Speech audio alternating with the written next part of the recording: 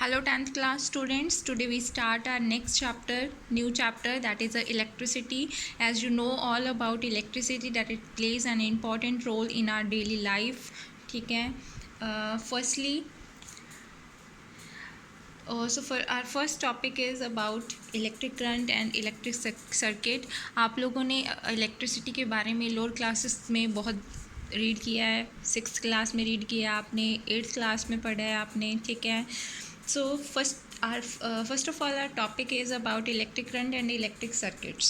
As we all know about the flow of charges. Okay, flow of charges को ही हम लोग क्या बोलते हैं, electric current, and that charge which flows through a conductor wire. And we also know in any circuit cell provide flow of charge, और we can say that there are chemicals in the cell and that chemicals helps the electrons to flow through the conductors, that there is a flow of charge. Okay, that is called the electric current. So you can see here continuous and the closed path of an electric current is called electric circuit. किसी भी continuous और closed path को electric current में जिसमें से पास करता है उसे हम electric circuit बोलते हैं. और अगर सर्किट ब्रोकन होगा किसी भी जगह से तो वो जो सर्किट है ब्रोक हो जाएगा, मीन्स स्विच जो है टर्न ऑफ हो जाएगी, तो करंट जो है उसमें से फ्लो नहीं करेगा. तो कोई भी अप्लायंस जो उसके साथ कनेक्टेड है वो अप्लायंस भी ग्लो नहीं करेगी, ना ही वो अप्लायंस वर्क करेगी. ओके, सपोज़ हमारे पास कोई भी मेटालिक की वायर है और एक मेटालिक की वायर में एटम्स जो हैं वो एक्ट करते हैं एज अ उसमें पॉजिटिव चार्ज होता है, कुछ इलेक्ट्रॉन्स होते हैं, और वो जो होते हैं फ्री इलेक्ट्रॉन्स जो हैं उन्हीं की फ्री इलेक्ट्रॉन्स की मूवमेंट से ही चार्ज फ्लो करता है और इलेक्ट्रिक करंट प्रोड्यूस होता है. और जब हम उसी में पोटेंशियल या बैटरी प्रोवाइड करते हैं तो इसमें से करंट फ्लो करता है, and that is that current flow और flow of charge, and that is called electric current. Suppose हमारे पास ये कंडक्टर है. ओके, इसमें इलेक्ट्रॉन्स हैं, फ्री इलेक्ट्रॉन्स. अगर मैंने इसके साथ बैटरी कनेक्ट कर दी तो मीन्स इसमें चार्ज फ्लो कर रहा है और इसमें से इलेक्ट्रिक करंट फ्लो कर रहा है. ठीक है, तो अब नेक्स्ट हम इसमें नेक्स्ट देखो क्या लिखा हुआ है इसमें. How do we express the electric current. Electric current को हम लोग कैसे एक्सप्रेस करते हैं. Electric current is expressed by the amount of charge flowing through a particular area. एक यूनिट टाइम में किसी पर्टिकुलर एरिया में से कितना अमाउंट ऑफ चार्ज फ्लो करता है उसे हम लोग इलेक्ट्रिक करंट बोलते हैं. ठीक है, तो इसका जो फॉर्मूला है मैथमेटिकली, इसका जो फॉर्मूला है वो हम लोग ऐसे लिख सकते हैं कि current is equals to, current का सिंबल आई होता है, is equals to charge is a Q upon time T. So we can तो हम लोग इसे बोल सकते हैं कि इलेक्ट्रिक करंट जो है that is a flow of charge या rate of flow of charge. Rate of flow of charge, rate word means divided by time. Rate of flow of charge, q is a charge, t is a time, और flow of charge through any particular area is called electric current. Conventionally देखिए, when electron was not discovered, and at that time it was predicted that the flow of positive charge is called the electric current. But after some time, when electron is predicted, then the direction of flow of electrons is called the electric current. Conventionally जो current की direction है वो opposite होती है flow of electron से. ठीक है, तो ये मैंने आपको समझा दिया इसमें. इसके बाद है हमारा कुछ फॉर्मूले हैं, ऐसे यूनिट्स हैं इसकी. तो इसकी यूनिट जो है, यूनिट क्या आएंगी करंट की. करंट का फॉर्मूला क्या है, क्यू अपॉन टी. क्यू जो है चार्ज है, चार्ज की यूनिट होती है coulomb. Coulomb is the name of the scientist. Time की यूनिट होती है सेकेंड. तो करंट की यूनिट आ गई कूलम पर सेकेंड, और वी कैन से एम्पियर, जिसमें रीड कीजिए the SI unit of electric charge is coulomb which is equivalent to, किसके इक्वल होती है, equivalent to the charge content. कितने इलेक्ट्रॉन्स होते हैं, 6 × 10⁻18 इलेक्ट्रॉन. इलेक्ट्रॉन जो है उस पर नेगेटिव चार्ज होता है. आप लोगों ने 9th क्लास में केमिस्ट्री में ये चीज़ रीड कर चुके हो आप लोग. कितना चार्ज होता है, 1.6 × 10⁻19 कूलम. और इलेक्ट्रिक करंट जो है वो किस यूनिट से एक्सप्रेस किया जाता है, एम्पियर से. एंड और ये किस साइंटिस्ट के नेम के पीछे, Andre Marie Ampere. 1 ampere charge जो है 1 एम्पियर करंट हम लोग तब कहेंगे जब 1 कूलम ऑफ चार्ज जो है वो फ्लो करते हैं 1 सेकेंड में, और we can set 1 ampere is equal to 1 coulomb upon 1 second, इस फॉर्मूला में पुट किया है। स्मॉलर क्वांटिटीज़, अगर स्मॉल क्वांटिटी में करंट हमने मेजर करना है तो एक तो मिली एम्पियर होता है, एक माइक्रो एम्पियर होता है। मिली एम्पियर, 1 मिली एम्पियर में कितने एम्पियर होते हैं, 10⁻³ एम्पियर, और माइक्रो एम्पियर में होते हैं 10⁻6 एम्पियर। और जो डिवाइस करंट को मेजर करती है वो होती है एमीटर। ओके, और ये हमेशा किसी भी सर्किट में सीरीज़ में लगती है। ये सीरीज़ पैरेलल का कॉन्सेप्ट हम लोग आगे नेक्स्ट टॉपिक्स में रीड करेंगे। और यहाँ पे इधर देखो स्कीमेटिक डायग्राम जो है ये ड्रॉ की हुई है। इसमें क्या है, बल्ब शो किया हुआ है, बैटरी शो की हुई है, एमीटर, इस एमीटर का काम क्या है, करंट की वैल्यू को मेजर करना, की लगी हुई है। जैसे कि प्रेस करेंगे सर्किट क्लोज होगा तो इसमें से करंट फ्लो करेगा तो बल्ब ग्लो करेगा, और करंट की वैल्यू जो है वो कौन सी डिवाइस मेजर कर लेगी, एमीटर। नेक्स्ट टॉपिक हमारा आता है electric potential and potential difference. Electric potential या पोटेंशियल डिफरेंस क्या होता है, देखो सपोज़ हमारे पास कोई भी कॉपर की वायर है। अगर आप लोग सिंपली उस कॉपर की वायर को टच करोगे तो उस कॉपर की वायर में से करंट जो है वो फ्लो नहीं करता है। लेकिन हम लोग अगर कॉपर की वायर को पोटेंशियल प्रोवाइड कर देंगे, बैटरी से कनेक्ट कर देंगे, तो उसमें से करंट फ्लो करेगा। तो दैट मीन्स पोटेंशियल डिफरेंस क्या होता है। अभी यहाँ पे एक एनालॉजी के थ्रू एक एग्जांपल दी हुई है कि सपोज़ हमारे पास 2 टैंक हैं, ठीक है, और दोनों कनेक्टेड हैं एक पाइप से। तो क्या इस टैंक में से जो वाटर है इस टैंक में ट्रांसफ़र हो सकता है इस पाइप के through? No, because there is a no pressure difference, कोई प्रेशर डिफरेंस ही नहीं है, दोनों सेम प्रेशर पे, इक्वल प्रेशर पे। So there is a no movement of water from one tank to another tank.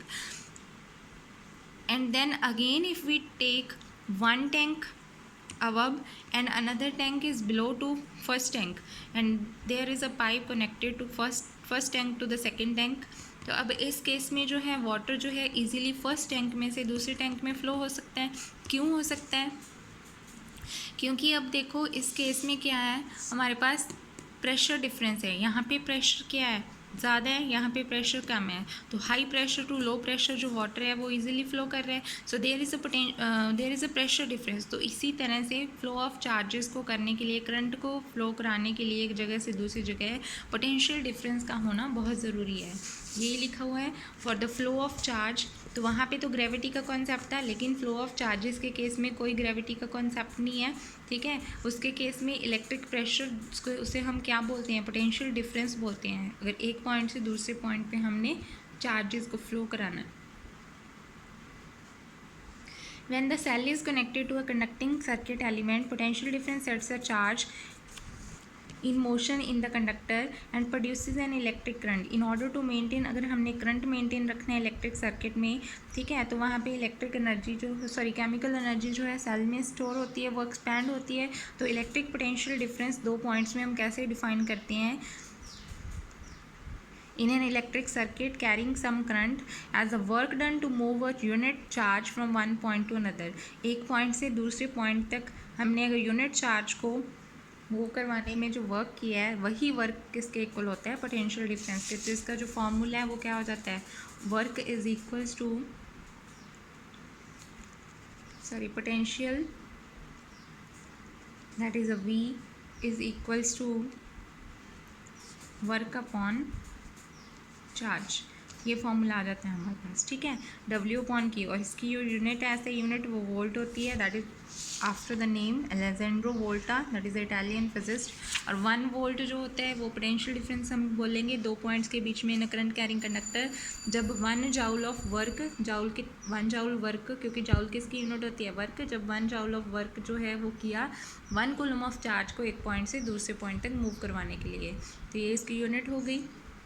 और पोटेंशियल डिफरेंस को कौन सी डिवाइस मेजर करती है, वोल्ट मीटर। एमीटर डिवाइस क्या मेजर करती थी, करंट मेजर करती थी। वोल्ट मीटर वोल्टेज या पोटेंशियल डिफरेंस मेजर करती है। और ये हमेशा पैरेलल में लगता है, वो सीरीज़ में लगता है। Series parallel we discuss letter.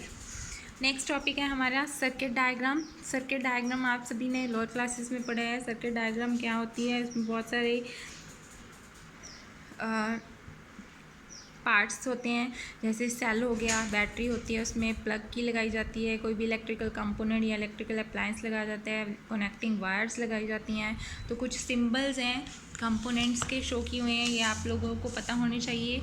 कुछ का आपने ये लोअर क्लास में रीड किए हुए हैं, कुछ न्यू है आपके लिए। फर्स्ट इलेक्ट्रिक सेल, सेल की जो सिंबल है ये होती है। बैटरी जो रहती है, जब बहुत सारे सेल्स को हम लोग कंबाइन कर देते हैं तो बैटरी बनती है। प्लग की अगर स्विच ओपन है तो इस तरह शो करनी है, स्विच ऑफ है तो इस तरह है। वायर जॉइंट ऐसे है। Wire crossing without joining, join किए बिना अगर क्रॉस करती है एक वायर दूसरी को तो इस तरह है। इलेक्ट्रिक बल्ब का सिंबल ये दोनों। रेजिस्टेंस का सिंबल ये है आपके लिए न्यू है। ये वेरिएबल रेजिस्टेंस, जब वेरी करती है रेजिस्टेंस, या फिर इसे रियोस्टैट भी बोलते हैं। एमीटर और वोल्टमीटर, एमीटर वो डिवाइस है जो क्या मेजर करती है करंट, वोल्टमीटर वो डिवाइस है जो क्या मेजर करती है वोल्टेज या फिर पोटेंशियल डिफरेंस। ये हमेशा सीरीज़ में लगता है और वोल्टमीटर हमेशा पैरेलल में लगता है। Okay, so our next topic is Ohm's law and this is the most important topic of this chapter for long question। ये चैप्टर में से लॉन्ग क्वेश्चन आएगा आपको और उन लॉन्ग क्वेश्चंस में से एक लॉन्ग क्वेश्चन ओम्स लॉ भी बनता है। ओम्स लॉ अब क्या है? Ohm is the name of the scientist. अब क्वेश्चन यहाँ पे ये है कि is there a relationship between the potential difference across the conductor and current through it. क्या पोटेंशियल डिफरेंस का सिंबल V है और करंट का सिंबल I है। क्या V और I के बीच में क्या कोई रिलेशन हो सकता है? तो क्या रिलेशन है वो किसने दिया था? ओम्स ने। इसमें एक एक्टिविटी है, तो एक्टिविटी में देखो क्या है, ये डायग्राम है। तो फर्स्ट पॉइंट है हमारा, हमने एक सर्किट सेटअप करना है जिसमें नाइक्रोम की वायर ली है XY और उसकी लेंथ कितनी ली है 0.5 मीटर। एमीटर लगाया हुआ है to measure current, voltmeter लगाया है to measure potential difference. 4 cells लगाए हैं 1.5 वोल्ट ईच के। नाइक्रोम एक एलॉय है जो निकल, क्रोमियम, मैग्नीज, आयरन मेटल्स को मिला के बनता है। एलॉय आप लोगों ने थर्ड चैप्टर में केमिस्ट्री के मेटल नॉन मेटल में रीड किया होगा। तो अब देखो इसमें क्या है एक्टिविटी में। First, use only one cell as a source in the circuit. सबसे पहले हमने क्या है, ये पहले सर्किट डायग्राम समझ लो। XY हमारी वायर थी, ठीक है।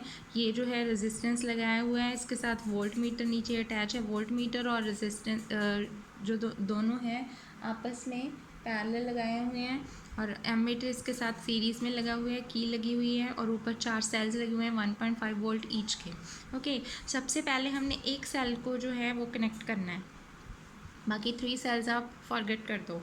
ओके, फर्स्ट सेल जो है, जब फर्स्ट सेल की जो है हमने स्विच ऑन किया तो सब इसमें से करंट फ्लो करेगा। कितना करंट फ्लो करेगा उसकी वैल्यू और जो वोल्ट मीटर की वैल्यू है, दोनों की दोनों वैल्यूज़ हमने नोट कर लेनी है। फिर सेम प्रोसेस 2 सेल्स लगा के करना है, फिर 3 सेल्स, फिर 4 सेल्स।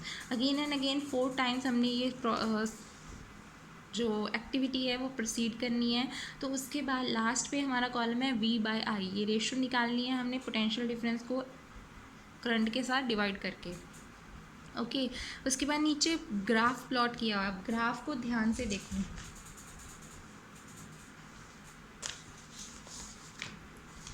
सबसे पहले जो है हमने V/I की रेशियो निकालनी थी। सबसे पहले के लिए क्या है, जब वैल्यू V की 0.4 है और दूसरे की 0.1 है तो कितना आ रहा है हमारा 0.4। दूसरी वैल्यू के लिए हमारे पास कितना है 0.8 वैल्यू किसकी है डिवाइडेड बाय 0.2, ये भी कितना आ रहा है 0.4। फिर हमने लिया 1.2 0.4,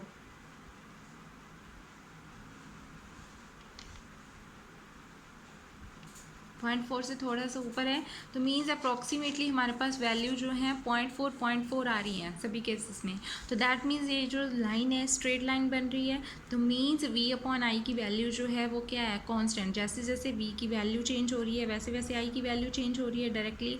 मीन्स हम लोग कह सकते हैं कि V is directly proportional to I। यही हमने एक्सप्लेन किया था कि जैसे जैसे वोल्टेज की वैल्यू चेंज हो रही है वैसे करंट की वैल्यू चेंज हो रही है। So in this activity you will find that approximately the same values for V/I in each case। V/I का ग्राफ जो है वो स्ट्रेट लाइन ग्राफ आई है। दैट मीन्स V/I क्या है कांस्टेंट रेशियो है। तो अब यही उसने एक्सप्लेन किया था कि जो पोटेंशियल डिफरेंस है, क्या कहा था उसने, the potential difference V across the ends of a given metallic wire in an electric circuit is directly proportional to, किस चीज़ के डायरेक्टली प्रोपोर्शनल होगा, करंट के। ये एक्सप्रेशन दिया उसने, V is directly proportional to I, proportionality हटा के कांस्टेंट लगा R, और इसे बोलते हैं हम लोग resistance. Okay, V is equals to I R, R क्या है, कांस्टेंट ऑफ प्रोपोर्शनैलिटी, और we can say that called resistance. और ये जो है कंडक्टर की वो प्रॉपर्टी है, यहाँ से क्वेश्चन बन सकता है कि what do you mean by resistance. तो रेजिस्टेंस कंडक्टर की वो प्रॉपर्टी होती है जो फ्लो ऑफ चार्जेस को रेजिस्ट करती है। रेजिस्ट मीन्स रोकती है, और इसके ऐसे यूनिट क्या है, ओम है। ठीक है, ग्रीक लेटर, इस लेटर से इसे डिनोट किया जाता है। So according to Ohm's law हमारी यहाँ से आर की वैल्यू क्या आ जाएगी, V अपॉन आई। ओके, और इसकी यूनिट क्या होती है, ओहम। इस तरह से डिनोट किया जाता है इसे। ओके, तो 1 ओहम जो है वो किसके इक्वल हो गया, इसकी क्या होगी पोटेंशियल डिफरेंस की वोल्ट, और उसकी क्या होगी एम्पियर। तो मीन्स 1 ओहम रेजिस्टेंस कब होगी, जब किसी भी कंडक्टर में से 1 वोल्ट पोटेंशियल डिफरेंस होगा और उसमें से करंट कितना फ्लो करेगा, 1 एम्पियर। ओके, उसके बाद नेक्स्ट पैरा में दिया हुआ है कि it is obvious that current through a resistor is inversely proportional to, current किसके इन्वर्सली प्रोपोर्शनल हो गए इस इक्वेशन से, रेजिस्टेंस के। तो मीन्स जितनी ज़्यादा रेजिस्टेंस होगी करंट उतना ही कम पास होगा। सो इफ़ रेजिस्टेंस अगर डबल होगी तो करंट क्या हो जाएगा, हाफ। बहुत सारे प्रैक्टिकल केसेस में ये ज़रूरी होता है कि हमें इंक्रीज़ या डिक्रीज़ करनी पड़ती है करंट की वैल्यू, तो वहाँ पे वेरिएबल रेजिस्टेंस यूज़ किया जाता है, जिसका सिंबल क्या था, ये वाला। ठीक है, और इसे रियोस्टैट भी बोलते हैं। नेक्स्ट टॉपिक है factors on which the resistance of conductor depends. This is a most important topic. ये क्वेश्चन मोस्टली आ जाता है पेपर में, किस फैक्टर्स पे रेजिस्टेंस जो है कंडक्टर की डिपेंड करती है। तो किन किन फैक्टर्स पे डिपेंड करती है, सबसे पहले ये डिपेंड करती है रेजिस्टेंस लेंथ पे। लेंथ के जो है डायरेक्टली प्रोपोर्शनल है, अगर लेंथ इंक्रीज़ होगी तो रेजिस्टेंस भी इंक्रीज़ होगी। इन्वर्सली प्रोपोर्शनल है एरिया के, if area is more resistance is less, if area is less resistance is more. तो दोनों को जब कंबाइन करोगे इक्वेशंस को, आपके पास क्या बनेगा, R directly proportional upon A, proportionality हटी तो वहाँ पे एक कांस्टेंट लगता है, इसे बोलते हैं रो, और ये वो होती है रेजिस्टिविटी। रेजिस्टिविटी एक कैरेक्टरिस्टिक प्रॉपर्टी है उस मटेरियल की जिसमें से करंट फ्लो करता है। ओके, और इसकी जो ऐसे यूनिट है वो हम लोग देखो कैसे निकालेंगे इस फॉर्मूले को। अगर हम रीअरेंज करूँ मैं, पहले इसमें से रो की वैल्यू निकाल लो। Rho is equals to R into A upon L, ये साइड चला गया। तो आर की क्या थी, ओहम, एरिया की मीटर स्क्वायर, लेंथ की meter, 1 cancel, so we get ohm meter. तो इसे ओहम मीटर ऐसे भी लिख सकते हो और आप लोग ऐसे भी लिख सकते हो। ओके, ये किसकी यूनिट है, रेजिस्टिविटी की। रेजिस्टेंस की ओहम, रेजिस्टिविटी की ohm meter. Rho is called constant of proportionality and is called the electrical resistivity of material of conductor, और ऐसे यूनिट रेजिस्टिविटी की क्या है, ओहम मीटर। ये करेक्टरिस्टिक प्रॉपर्टी है मटेरियल की। मेटल और अलॉय की वैल्यू जो रेजिस्टिविटी की होती है वो बहुत कम होती है। ठीक है, और वो गुड कंडक्टर हैं इलेक्ट्रिसिटी के। इंसुलेटर्स की क्या होती है, 10⁻12 to 10⁻17। बोथ रेजिस्टेंस और रेजिस्टिविटी दोनों ही टेम्परेचर के साथ वेरी करती हैं। इसमें से अब एक क्वेश्चन बनता है, यहाँ पे लिखा है कि टेबल 12.2 रिवील्स दैट रेजिस्टिविटी जो है अलॉय की हाई होती है उसके मेटल्स के कंपैरेटिवली। अलॉयज़ जो हैं वो ऑक्सीडाइज नहीं हो सकते हाई टेम्परेचर के, इसीलिए हीटिंग डिवाइसेस जैसे आयरन, इलेक्ट्रिकल आयरन, टोस्टर्स, ये सारे जो हैं टंगस्टन यूज़ किया जाता है। ये कॉमनली यूज़ किए जाते हैं इलेक्ट्रिकल हीटिंग डिवाइसेस के लिए, इलेक्ट्रिकल आयरन, टोस्टर्स वगैरह, क्योंकि ये एलॉयज़ के बनते हैं। क्यों, क्योंकि एलॉयज़ जो हैं वो ऑक्सीडाइज नहीं होते। टंगस्टन यूज़ किया जाता है फिलामेंट इलेक्ट्रिक बल्ब के लिए। कॉपर और एल्युमिनियम जो हैं ये इलेक्ट्रिकल ट्रांसमिशन के लिए यूज़ किए जाते हैं because they are good conductors. उसके बाद न्यूमेरिकल्स हैं, ये आप लोग कर लीजिए। ओके, क्वेश्चन सॉल्व कर लेना। अगर कोई डाउट होगा तो मुझसे पूछ लेना। Thank you.